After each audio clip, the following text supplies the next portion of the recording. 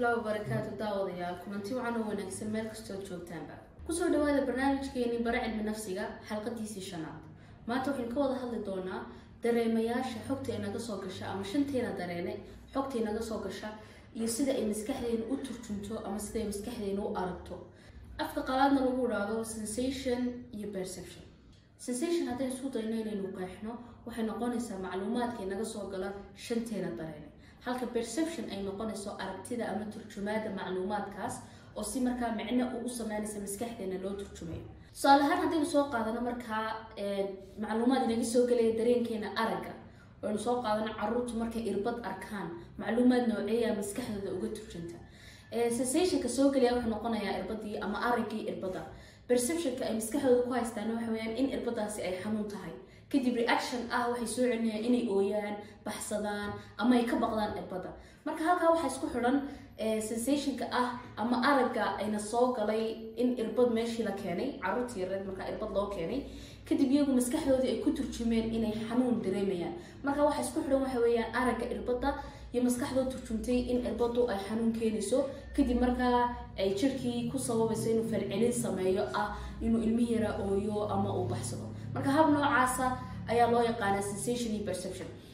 ama hab noocaas ay u wada shaqeeyaan hadii marka isla example ka ama isla tusaalaha aynu ku eegno qofka weyn laga yaabo inaanu ka cabsan irbada maadaama uu weynaaday aqal uu leeyahay ama uu maskaxda dheer yahay ilmaha yar kadib marka isaga ha ugu jirto yani maskaxdiisa in xanuun ay keenayso laakiin falcelinta uu ilmaha yar sameeynaya inuu baxsado ama uu ka ooyo irbadii ayaan meesha ooyay tusaale kale hadaynu isla eegno sawirka hadda shaashadeedii ka muuqda wuxuu tusayaa 6 iyo 9 laba qof baa labada dhinac ka kala taagan hadii markaad aragtid waxaad arkaysaa qofkan inuu 6 arkayo qofka kalena uu 9 arkayo taas waxay ku tusaysaa marka in caadiyanba dadku marka ay wax arkayaan inaanay isku si u turjumaneyn waataynu markaa imika ku arkayna society-geena ama bulshadeena ku dhex noolnahay inaynu kulligeen aynaynu isku si wax u arkeen qof walbaaba ay tiisu u caddahay ama qof walba tiisu ay ula saxsan tahay micnuhu ma aha markaa inuu qof khaldan yahay ama qofkan kale saxsan yahay laakiin waxa weeyaan qof kasta siduu isagu wax u arkayo iyo dhinacu isagu wax ka eegayo ayaynu ku kala duwannahay marka simple waxa fududaanaysa dadkan haddii markaa isku meel ay wax ka eegaan oo qofkan kale uu qofkan u sheego halku wax ka arkayo sababaha uu arkayo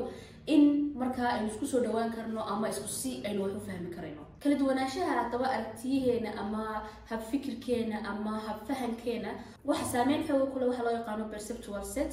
oo psychological factors ama waxa shabakad isku xidhan taasoo markaa saameynaysa si aynu wax u fahmino wax kamid haddaba culture-ka ama dhaqanka aynu kusoo kornay imika haddaynu isla eegno wadanka Somaliland iyo wadanka Djibouti oo kale waxaad arkaysaa in dhaqankiinu aanu isku mid ahayn waxyaabo markaa iyagu ay sax u arkayaan oo dhaqankoodu uu ogol yahay ama iyagu ay la barteen inay sameeyaan inaanay inaga caadi noo ahayn oo kale ama ay inaga dhaqankeena aanay ku jirin taas markaa waxaa saameyn xoog ku yeelanaya dhaqankeeni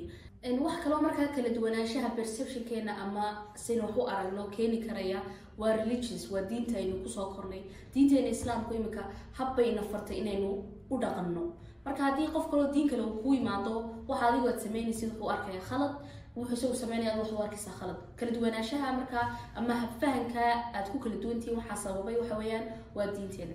also markaa waxaa kamid inay sababaan filashooyinkeena waxyaabahaynu ka filano qoyskaanu waan kusoo koray qoyskaadu waad kusoo kortay kala duwan yihiin marka waxyaabaha anagu aan sameyno laga yaabo inaanad idinku sameynin ama waxyaabaha anagu aanan sameynayn inay idinku sameysaan taasoo markaa keenaysa inaynu ku kala duwanaano si aynu wax u arkayno haddaba waxyaabaha aynu ka wada hadalnay oo dhan ayaa saameyn ku yeesha si aynu u turjunno bii'adan ku noolnahay ama adduunkan aynu ku noolnahay kuwan marka aynu kasoo hadalnay iyo qaar kaloo badan ayaa saameyn ku yeelanaya inay dadku ku kala duwanaadaan habfahankooga ama sida ay wax u arkaan waxaan doonayaa haddaba haddii markastooda wax akhriyid ama qof aad la sheekeysatadooda aragtina qofka wax ku kala duwantihiin inaad baladeegtid maxaa sababay maxaad ku kala duwantihiin bal inaad isaga dhinaciisa ama indhihiisa aad wixii ku eegtid saas kugu daydid markaa inaad isagana aad isku fahantaan waxaan rajaynayaa marka xalqadan kooban inay aad inoo anfici doonto iyadoo marka aynu eegi doono markastoo aynu hadlayno ama markastoo aynu aragti dhiibanayno inaynu sababeyn karayno aragtideena maxaa sababay ama haddii uu qof wax inoo sheego oo qofka aynu aragtidiisa ku raaci weyno inaynu bal isku dayno halkuu wax ka eeday taasoo markaas soo dhaweynaysa inaynu si fudud isku fahanno problemska badan ee bulshadeena ka jirtana aad u maleyn doontid haddaynu hababkan isticmaalno ama waxaan aynu sidan aynu indhahan wax ku eegno in markaa ay yaraan karayso problemska ama bulshadeenan isfahmila waxaan doonayaa sawirkan hadda aan shaashada idiin soo saari doono inaad aragtaan ood commentska kusoo qortaan waxaad arkaysid waa maxay xalqadeena labaad markaa aan idiin sheegi doono bal inaad dhinac kale waxa ka eegtaan oo si kale sawirkaas oo u dhigmi doono aad baa u mahadsantihiin sida noola daawateen xalqadan waa inoo iyo xalqada dambe asalaamu calaykum waraxmatullaahi wabarakaatu